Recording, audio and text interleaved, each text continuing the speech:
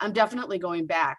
I couldn't believe I got to see burrowing owls. Have you been on one of those water inspection tours Metropolitan Water District does? You'd like that.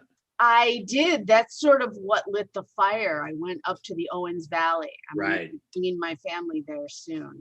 Cool. All right, so I believe that we are now live on YouTube. So I will address our audience. Welcome, everyone.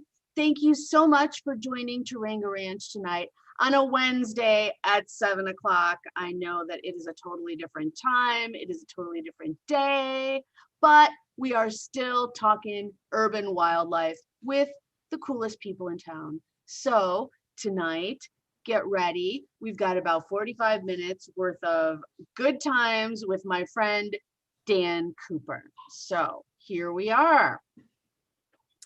All right, Dan, welcome to our little program. We are interviewing different people each week. Well, we always do different things. Sometimes we're talking about coyotes and sometimes we're interviewing people. So lucky you, we get to interview. I'm so glad you're here. Thanks for making time. Thank you. Great to be here. Yay. All right, so I got the first question, the big one of the hour. Why birds? Well, that's a great question. Where do I begin? Well, you know, they're easy to study. They're everywhere. They fly around. They make sounds. They have feathers. I mean, how, you want to talk about this for 45 minutes? I've been studying them for a long time, so I'm so deep into it. I can't even tell you why birds now. That's okay, and I understand that, and that's why people like you need people like me. Right. That's okay. That's you all ask right. yourself why birds. And also, FYI, anybody who's watching on YouTube, if you have a question for Dan, you should throw it into the chat, and I will bring it up, and that's how we'll roll.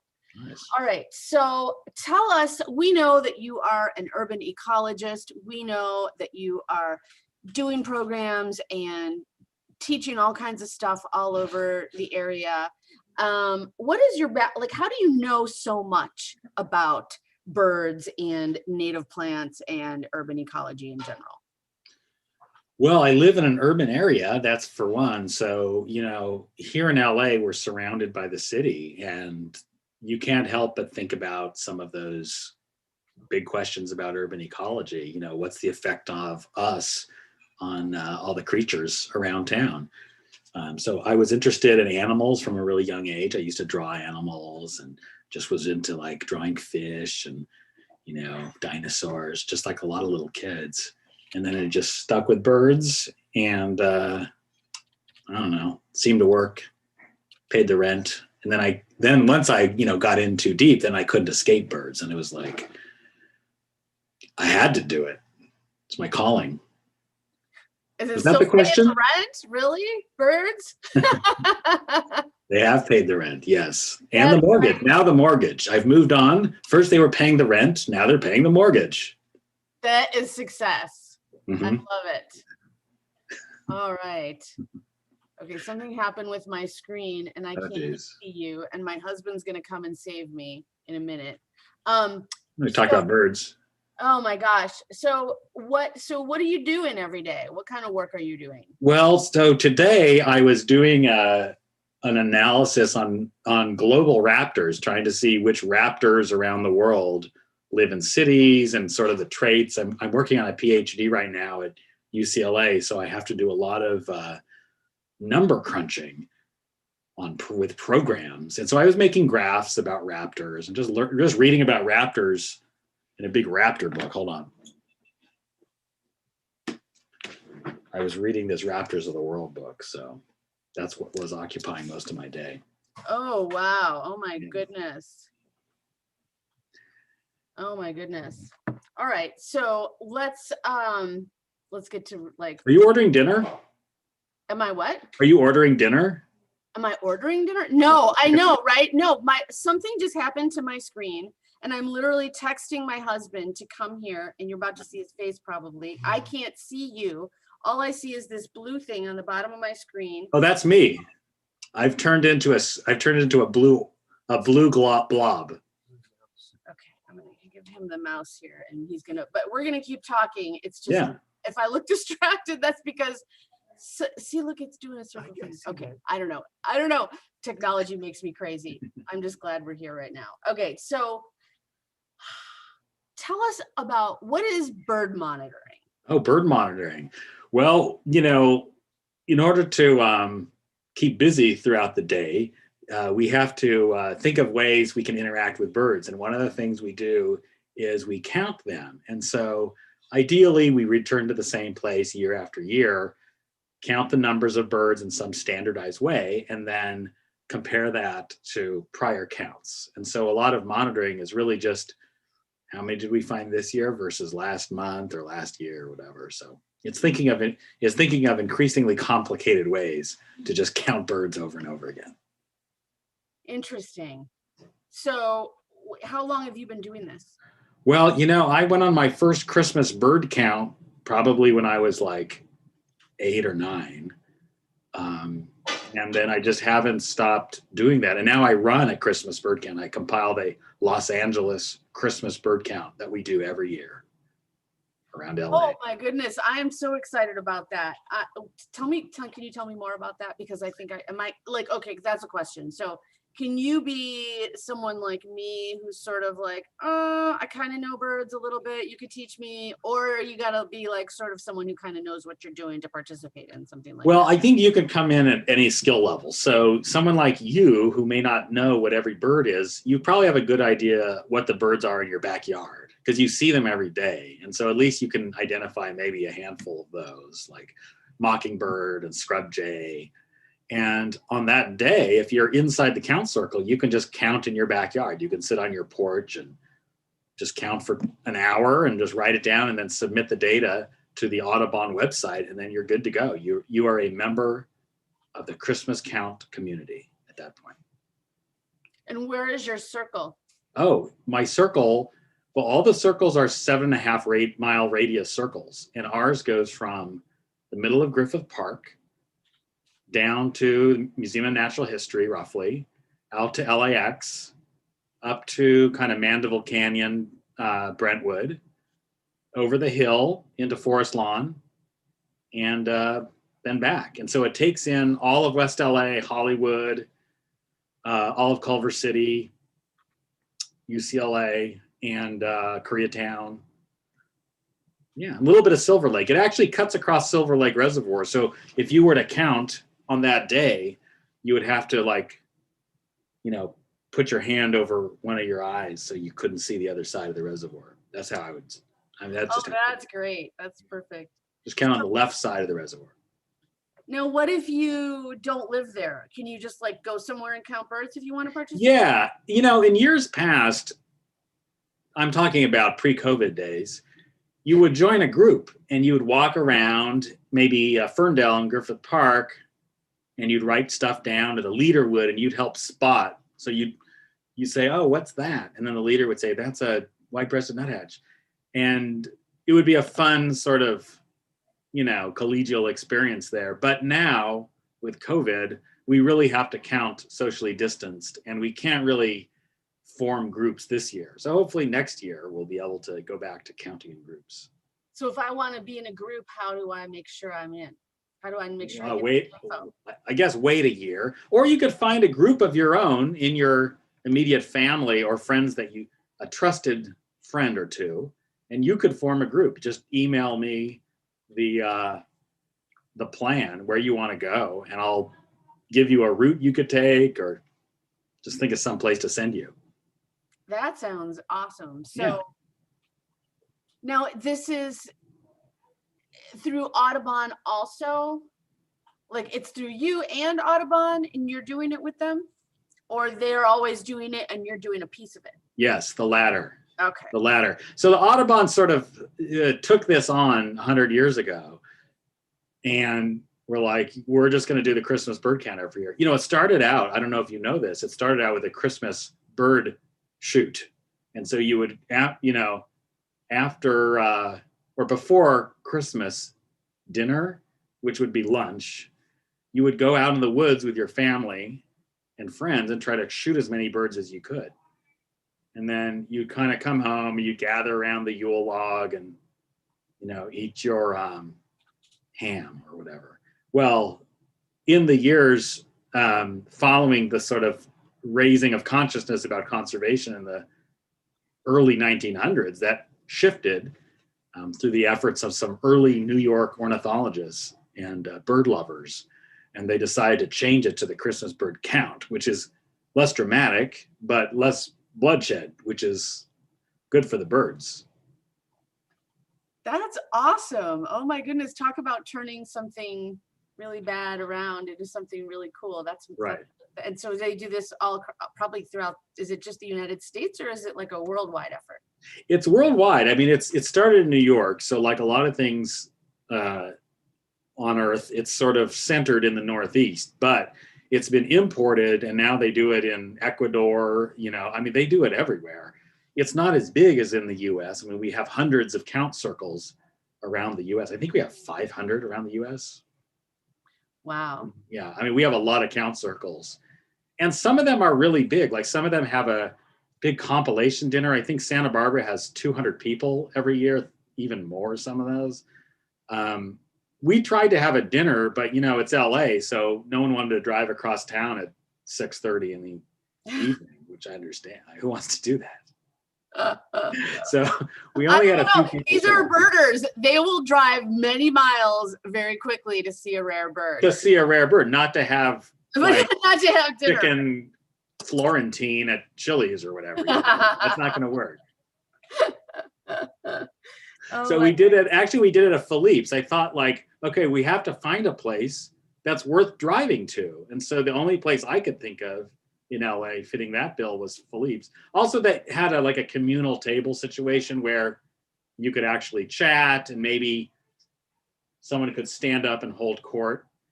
And it was fine. I mean, we probably had 12 to 15 people. But then after that, I was like, okay, we did Philippe's. Let's not do this every year. Well, the other thing about that one is you can get there through public transportation. So, that adds a few people extra. Yeah, I mean, we should have stood in Grand Central Station there with a sandwich board saying, come to our dinner. You get off Amtrak, we'd hand you binoculars, then there you'd go. I think that's a great idea. I'd be in for that. Pre-COVID. Yeah. Now we'd hand you a paper bag with an apple and a yogurt in it. And a mask, a disposable mask. It was a Purell. Oh my goodness. That's what we're doing now. It's just a hand washing exercise. Right. It is. Oh my goodness. All right, so that's the Christmas bird count. So come one, come all, but don't gather. And I used to do the Santa Clarita Christmas count. And so that's another one. If you live in the Valley, there's the San Fernando Valley Christmas count. You could really do them all over the place. Oh my goodness, that sounds crazy. Now, is there a reason? So you were saying earlier that the reason for this is sort of because it's they pivoted, the Christmas bird shoot to the count. But is there any other reason why that time of year might be a better or worse time of year to actually be counting birds? Well, that's a good question. And actually, yes. And I think that's why this is sort of stuck, because winter is a time when birds are really sedentary. There's really not much migration going on in December and January. It's really the sort of, not the slowest time of year. Well, it's slow. There are a ton of birds around though. So it's funny, it started in the Northeast when there really wasn't much to look at. And so you'd count your chickadees and cardinals because it's winter. But as other counts popped up, like in Texas and California, they were finding that winter is the best time of year to be birding here because all of those northern birds come south for the winter. So we're just inundated with all sorts of species. And so then it became sort of a competition, like what count could find the most birds? And it turns out that the most birds are usually found on the Texas coast. So from Corpus Christi up to, Sabine Woods, that area is just chock-a-block with birds in winter. You have the mud flats, Bolivar Flats, South Padre Island. You have the little clumps of oaks, pine woods just inland, and all the towns have feeders. It's just a great wonderland of birds. Now, close behind Texas is Santa Barbara. And Santa Barbara, when you think about it, makes sense. It's coastal. It has a lot of habitats kind of smushed together. So you can actually, if you were in great shape, you could walk 10 miles, or you could walk, 15 miles inland from the wharf and be up in sort of pine oak, relic woodland there on San Marcos Ridge. And that's that nice sweep of habitats that we don't really have anywhere else around. Yeah, that's a really good point. That's beautiful up there. There's so many birds in the central coast area. Oh, it's great. Yeah. Really amazing. Moro Bay is great. We used to have that. Like, back in the 50s, we had a much larger Ballona wetlands. And so today, where the marina is, that used to be like a Moro Bay type of situation with a huge mud flat, salt marshes, a big dune system. And then it was reclaimed from the mosquito-infested mudflats to be Marina Del Rey, and that's what we have today. Oh, wow. Yeah. I've not been there. Is it open right now? Can you go check that area out? Marina Del Rey? Yeah, you could go there. No, the wetland. Oh, Ballona Wetlands? No, it's closed. There's a gate around it, and they do have public days on some Saturday every month. You can go and take a tour. I don't know though, with COVID, they may not be doing that anymore. You can actually see a nice part of it though at Lincoln and Jefferson, which is called the Ballona Freshwater Marsh, and you can walk around that marsh and see. That's a constructed wetland, but it still has a ton of birds. Yeah, they like water. Yeah, they do. Freshwater, and then behind that is the salt marsh.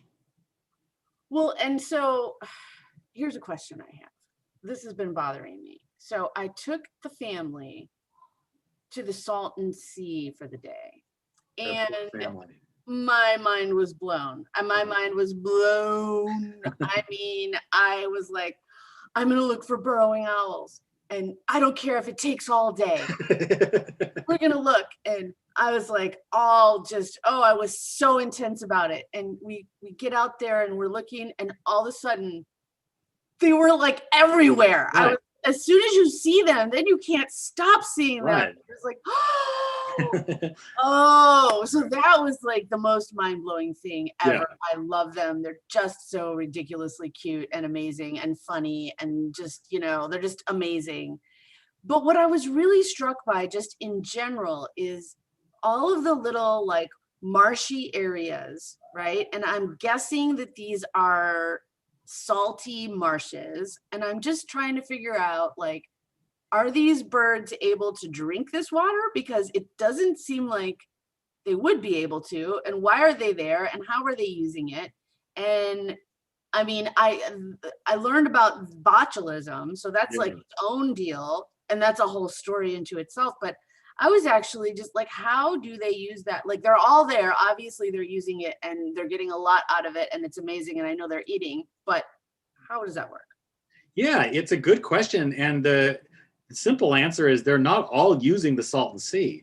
They're using sort of everything else that's down in the Imperial Valley, in the East Coachella Valley. So, you mentioned burrowing owls. The burrowing owls aren't near the sea. They're in the farm fields, right? And so those owls need those big, flat, dirt areas for hunting. And if you look around LA, you don't see anything like that. I mean, maybe 150 years ago, you found fields like that in the valley. But today, there's nothing like that. And so a lot of the diversity is from everything else. And so there's also these storm drains that flow into the sea. So if you remember driving near the refuge, all that water in those ditches, that's going to go somewhere. Those are not, that water is not always going on crops. That's actually drain water that's draining into the sea. And as it goes, and when it empties out, it forms these freshwater estuaries. And so that's really the magnet for a lot of those water birds, are those freshwater inlets to the Salton Sea. Okay, well, I definitely would say that, yeah, as you're on this little farmland and then whoop, there's an oasis with water and birds Yep, all over it. And the birds, but they were on the Salton Sea. There they were are. So they roost there. in it, but Yeah, well, and not also for some of them all eat. Yeah, some of them are ducks that eat little uh, pile worms, ruddy ducks. There are thousands of ruddy ducks every year. And you may have seen some of the earliest ones this month. And those are going to be eating the pile worms. Eared grebes eat pile worms, and the little tiny plankton-like invertebrates that float around in the water column. Those are filtered and eaten by ducks. And so it's not every species of duck that can do it, but there are a handful of species that are really specialized in that sort of, microinvertebrate type of food. That's probably what you were seeing. I mean, if you have photos of the ducks, send them to me and I'll tell you what you were seeing out there. But chances are it's probably just a handful of species. It's not like there are 200 species on the sea. It's going to be about a dozen using the sea in huge numbers, and then over 100 using everything else around the sea. Wow. Yeah, I definitely need to go back between the art and Where did you go? Oh, all around, just all did around the the loop. whole loop. Yeah, so Bombay Beach, which Cool. was like surreal. Yeah. And then that was a highlight for sure. And then down to the southern area where all the agriculture, The refuge. Yeah. And then up to, oh my gosh, surreal. Speaking of surreal, Salton City. Yeah. All of these there. these streets. Did you buy a lot? Right? You totally could. Oh my goodness. That was pretty surreal also. Yeah. So yeah, I mean, just between the wildlife and just the surrealness of the landscape. And yeah, the old yacht clubs there. There was one at near Salton City. And then there was the other yacht club, which is now a community center over on Desert Shores on the northeast side. Those used to be, and there were coffee shops down there, and they had live music and dancing in the 50s. And gosh. I don't know. Yeah, I don't know if the state rec area was open, but they have a little museum where you can see the old photos of its heyday, in the mid 1900s when things were very different down there. And now it's sort of this post-apocalyptic. Yes. Yeah. Yeah, I watched a documentary called Pleasures and Plagues on the Salton Sea, and it was really good actually, and it had really great footage, like video and photos of people water skiing. Yeah. It actually says in there that there were more visitors there than to Yosemite during those years. Definitely. I was like, what? It's crazy. It's such a crazy story. Yeah, and there are people our age who remember going down there with their parents and fishing. And a friend of mine, he dug out some old photos of him. I think they were from around like the year 2000, when he would just fish for, orangemouth, croaker, and things that were still there in the sea. Now there aren't anything but little tilapia, but there was, within the memory of a lot of living people, if you talk to people who have been in LA a long time, and that sort of are into that RV camping, fishing life, I guarantee they'll have Salton Sea memories. That is, it was a very different place. But isn't that like anything? It's like, Las Vegas wasn't there before it was, and now it is. So. Well, and to just the whole geology of it, right? Like, this is a sink, the water can't go anywhere. Right. And the fact that, people weren't accepting that, they were just like, kind of like we are right now, developing in areas that maybe shouldn't be developed in because they pose a natural disaster hazard like fire or flooding, So they had to know that it's a sink, right? On the other hand, like, the party could go on for a long time. I mean, it's not exactly sustainable to be taking a salty, mineral-rich sink and putting water into it that evaporates constantly. However, you could probably get a good 50 years out of that. And and like at year 10, it seemed like that would never end. But yeah, I think that that's actually a great point. There are a lot of analogies in sort of modern life where things are going great until they aren't. And you may not be able to see it, or you sort of know it intellectually, but it still seems a long way off. I think that about like,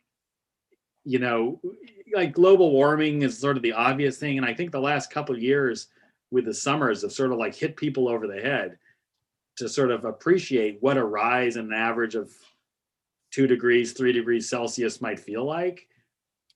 Not that I spend my life worrying about it. It's just like, oh, okay, well, this is kind of like, things may not last forever. Yeah. Yeah. I mean, we definitely have had the info for a long time. Exactly. Yeah. You can't say you didn't see it coming. But yeah, but the sea now, it's not like it's disaster for birds. I mean, birds are using the heck out of it. They're not necessarily in the places they were, but as long as the Imperial Valley is still farming, and as long as there's some water and marsh, a lot of that water comes right out of the ground. It's artesian wells. And so that's not really going away. In fact, Bombay Beach, where you were, there's a massive natural wetland that just formed about 4 years ago, just south of Bombay Beach. Yeah. I'm going to check that out next time. Yeah. I don't think I noticed that. They had to close the highway. There was so much water coming out of the ground. It was after some tectonic activity. It busted a spring in the earth, basically, and it started flowing over the highway. They had to rebuild the bridges, and now it's this huge wetland with thousands of water birds every year. Wow. Yeah. Yeah, the story of water around LA is just so crazy, and of course the wildlife that uses it. It's crazy. We have someone on the comments. Susie Duffy's watching. She said Huntington Beach has cool wetlands, and there are walkways going over them. Do you know about Definitely. That? Yeah, that's one of the places I recommend for birders in LA or visitors. I take people on these birding tours sometimes, and they're visiting from another country, and they just want to see a bunch of birds. I have them come down to Bolsa Chica, which is right off PCH south of Warner there in Orange County. That's a great area. There's a boardwalk, and you can literally have 5-6 species of terns flying right over your head almost year round. It's really a great place. Yeah. Oh, that was a question I had about the burrowing owl. Somebody asked me that and I didn't know. Is that sort of year round? Yeah. Yeah, actually, it's a migratory species in general, but it has resident populations in different parts of the Americas and Caribbean. And the birds in the Salton Sea, so the Imperial Valley birds, seem to be pretty sedentary. At the northern part of its range, I think in places like Eastern Washington and maybe Colorado, I think it's more migratory. And then in different parts of the Americas, there are more migratory populations. And every fall, we do get migrant burrowing owls coming through the region, including LA.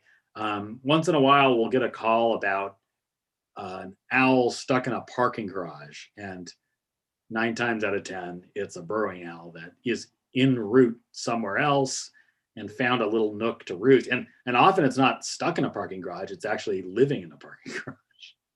Oh, wow. Yeah, they're really something else, those little. Yeah, they're amazing. They're great. Oh my God. All right, let's get back to stuff. All right. Backyard bird nests. Why are they important? Well, nesting birds are protected by state and federal law, so you definitely don't want to mess with a nesting bird. That's how they raise their young. A lot of people think that birds just live in the nest year round and they just build another one. And they actually build nests for really specific reasons, and that's to lay eggs and raise young. And so if you see a bird in a nest, chances are it's got eggs in there. And so you don't really want to disturb it. And technically it's against the law to do so. And I actually do a lot of nesting bird surveys throughout the year. Actually, Marina Del Rey, there are these nesting herons in Marina Del Rey, and all the leasees there that a lot of those companies and apartments, condos, they don't own the land. The county owns the land, and they lease it. and they have to comply with nesting bird requirements. And so they have us come out and check to see if the tree has a heron before they trim it. Oh, wow. Like you can't tell. But this is a heron mean, nest behind me, right? Like I think I could tell. Well, I'm a maybe trained those trees professional. have more leaves, huh? Well, you don't want to leave anything to chance. No, for sure. Could be a squirrel nest, it could be a false positive. Oh, and then that's okay, right? Just go. Oh yeah. Kill it, stomp on it. Oh my goodness. It's a funny business. I mean, it does seem like the superintendent could take a photo of the tree and then just text it to me and say, is there a heron nest in this tree? But, I don't make these laws. Yeah. You want to talk about Ebird? Huh? Did you want to talk about Ebird? Yes. And let me allow you to share your screen. Let me look at my my controls here. Yeah. Participants. There you are. I'm making you the host. You're the host. Host of the most. All right. I am the host now. And isn't it? Don't you feel powerful? You are the host now. All right, hold on. Let's see if this works. There we go. Does that work? Oh, that's beautiful. Not my phone. Oh my goodness. Ebird. So Ebird is this great online platform where you can enter all your sightings. And so let's say I saw a white-crowned sparrow in my yard today. I can click submit, and then I can go to all my sightings and go to home. And then I can write the date. I actually did see a white-crowned sparrow in my yard today, so I feel pretty good about writing this down. I'll call it an incidental sighting. It was around 5:00 p.m. And then you go through Ebird and you can just enter what it was. And so here's my list. Here's a white-crowned sparrow. I saw one, and I just click submit. And now that bird list is right here. It's got my location, which is my home in Ventura County. And it is entered into the Grand Ebird database. And so you don't have to put a picture? No, it's the honor system. So here's my Ebird stats. Here are all the places I birded in the last few weeks. Wow. And from there you can, go into Ebird and do white-crowned sparrow. You can look at it on a map. And let's see if we can find my sighting. There it is. Ah, I love it. I've seen a lot of them. Yeah, I got a big family of those living in my yard. I'm actually one of the top birders for that location, my house. Really? Yeah, I'm up there. Yeah. Great. Yeah. So how is this the same as or different from iNaturalist? Well, iNaturalist gives you only the option of uploading a photo. Okay. And so with Ebird, you can edit a whole list, and it's actually good for, like, on a hike you might see 20 birds. On iNaturalist, you'd have to take 20 photos of those 20 birds, but who's got time for that? So with Ebird, I saw like a mourning dove. I'll click that. I had a hummingbird, a nuttles, and so it's a lot more functional to use Ebird if you're looking at no photos and a whole list of things. Interesting. But if you just want to photograph like a oak tree or a scorpion, then I'd use iNaturalist, because there's no such thing as like eScorpion. Well, not yet. Now that it's out in the universe, you don't know. That's true. Maybe there is. Right? I don't know. That's the next great website. And also, it sort of seems like with Ebird, Like, do you got to kind of already know, like, what if I see a bird, but I don't know what it is? Like this guy. Yeah. You got to kind of know what you're doing. And it is, like I said, it's sort of the honor system. We assume that about 10% of the people have no idea what they're doing in Ebird. Like they're just entering, you know, crazy numbers of things. Now, one thing Ebird has that iNaturalist doesn't have is a strong review system. So if you enter a Indian roller, let's say from Pacoima, it will flag and not enter that Indian roller. It'll go onto a separate file, and then periodically the eBird reviewers will go through all those crazy records that were flagged, and they'll delete your Indian roller. It'll never hit the system. If you enter a dark-eyed junco from Pacoima, that's never going to be flagged, and so you can always just enter that right in there because we just know that they're all over there. Interesting. So it's a sort of a review system. Now, iNaturalist doesn't have that, and it only takes 2 people agreeing on an identification to sort of enter it into the database as a research grade observation. Interesting. Yeah. So what kind of observations have you made over the years? What kind of, like, I know that it's hard, but what kind of generalizations could you make about what bird monitoring has been like for you over the years that you've been doing it here? Well, you know, since the 80s when I started, there are tons of changes that I've observed. And I think if you've lived in an area long enough and been into birds, you'll notice those too. So when I started birding, spotted doves were as common as mourning doves in Pasadena, where I grew up. And you would just kind of, I'd walk to school and there's a spotted dove and there's a spotted dove. And now there are no spotted doves. And that's an introduced species from Asia.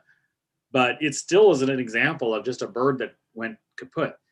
And then on the other side, at the other end of the spectrum, Allen's hummingbird. I remember when I saw my first Allen's hummingbird that I was aware of in Lacey Park in San Marino. And I was like, oh, is that an Allen's hummingbird? Wait a second. Oh, I really wasn't aware of that species because it hadn't really invaded LA yet. And that was probably around 87 or something, 86. And today it's the most common hummingbird in LA. And so if you see a non-Allen's hummingbird, that's like, oh, hey, look, there's an Anna's hummingbird. That's something other than an Allen's. So, you know, the world is constantly changing. The ecological communities around us are in constant flux. Some things are going up, some things are going down, some things are appearing and some are disappearing. It's just the way it goes. And so those are the ones that really always stick out. And then there are things like Cooper's hawk. You know, Cooper's hawk used to be pretty uncommon. I remember my first nesting Cooper's hawk I ever found was at Whittier Narrows. And I saw the bird bringing sticks into a sycamore south of the nature center. I was so excited. I told Mickey Long, who was the county naturalist at the time, hey, there's a Cooper's hawk nest in Whittier Narrows. Oh man, that's great. Today, with our raptor study in LA, we probably found 30 Cooper's hawk nests in the San Fernando Valley east of the 405 alone and south of Roscoe. So there are so many Cooper's hawks. They're like at every 3 blocks, there's a Cooper's hawk nest. They're everywhere. Oh my gosh. I really do think, at least in my area on the east side over here, I think it's probably the most common bird of prey that you're likely to see. Absolutely. Absolutely. Yeah. I'll stop sharing. And when someone asks me like, hey, I've got a hawk in my yard, what is it? Before they even say, what is it? I blurt out Cooper's hawk. That's how confident I am that that's what it is. Because that's the only thing you see in your yard. Yeah, they're everywhere. And, you know, I think the other thing that people don't realize is people are attracting Cooper's hawks to their yard by feeding smaller birds, right? Because Cooper's hawk's favorite food is other birds. And Absolutely. So you think you're feeding your little birds, but really what you're doing is creating a bait station for the Cooper's hawk. Yeah, you know, it's funny what we do in our yards that we're unaware of we're doing. Like, you know, we put out a bird feeder. Well, you're attracting Cooper's hawks, but you're also I think you and I have talked about that. You're feeding rats too. Like, people complain about rats in their house or in their roof. And it's like, well, do you have an orange tree? Like, does your neighbor have a lemon tree? Do you have a dog dish that sits out every night? Like, there's a lot of stuff we do in the city that makes it very attractive to animals. And that includes cool birds, like white-crowned sparrows and Cooper's hawks, but also pests. I'm sure you think about this stuff all the time. All the time. All the time. Yeah. I got a slideshow with different bird feeders and the squirrels and I've got every kind of animal at a bird feeder except a bird. Raccoons and rats and squirrels. I have got a bear. I think he's in like Monrovia or Arcadia. Yeah. He's like hanging off a pole. These people did a great job of like, putting it out on a rope between trees. Right. And the bear was literally doing a circus act to get to the bird feeder. Yeah. Seems like a lot of work, but they will do that. Yeah. It's free food. Yeah. Free food is free food. That's right. And it's especially delicious, right? It's like, why do people wait 3 hours in the sun for a cupcake? It's just a cupcake. and they will. They will. Ben and Jerry's truck giving away ice cream. Like, it's free. Exactly. That's hilarious. So you're talking about the Raptor study. Yeah. And actually, I was super excited to participate with that this year. And oh my gosh. In fact, one of the things I learned from you during that was about the whole nesting birds thing. I thought that birds just hung out at nests. It did not occur to me that they did not. And so ever since then, my mind's been blown by birds, and I've been noticing them more and more everywhere and just more interested in them. And I think that is how long. So that was the Griffith Park Raptor Study. And that is done in conjunction with the Friends of Griffith Park, right? Right. Like, how long have you been doing that? And if people wanted to do that, let's tell them, like, what is it and how can they get involved? Well, the study is started in 2017, and we basically did this as an effort to document what nesting hawks were in Griffith Park, and then it expanded quickly to the whole central LA basin, basically.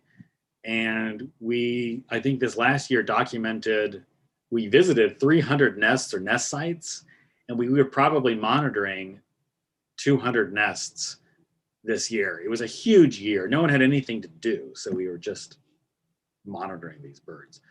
I'll open up our report and you can see some of these cool maps.